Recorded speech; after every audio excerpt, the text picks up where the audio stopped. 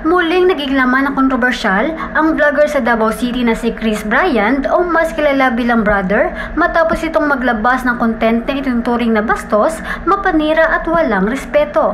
Sa nasabing video, makikita siyang umiihi sa pader ng Kingdom of Jesus Christ o KOJC compound kung saan may poster ni Pastor Apollo C. Quiboloy. Dahil dito, agad siyang pinadalhan ng cease and desist letter ng abogado ni Pastor Quiboloy na si Attorney Estralito Torion. Ayon sa legal notice, ang ginawa ni Brother ay may kriminal at civil liabilities sa ilalim ng batas ng Pilipinas. Sa sulat na inilabas ng Torion Law, binigyan diin ang ginawang pag-ihi sa pader ay isang kaso ng offending religious feelings sa ilalim ng Article 133 ng Revised Penal Code at bukod dito, itinuring din itong paglabag sa Expanded Anti-Urination Public Ordinance ng Davao City na kamakailan lang ay inaltar ng Sangguniang Panglungsod noong December 10, 2024 upang magpataw ng mas mabibigat na parusa sa mga mahuling umiihi o dumudumi sa pampublikong lugar. Sa kanyang content, ginamit pa ni Brother ang mapanirang pahayag na feeling otok chickboy style.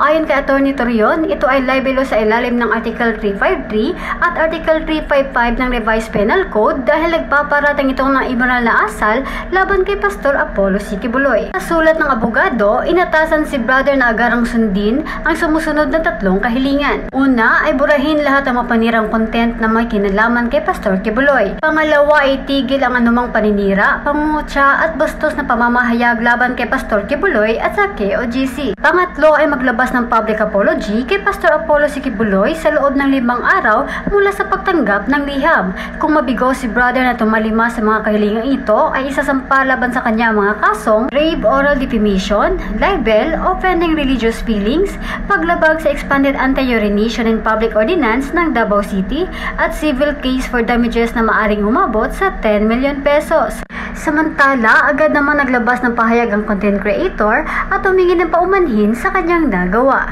Mula dito sa Davao City, Charlotte Mayol para sa Radyo Alternatibo Balita Nationwide.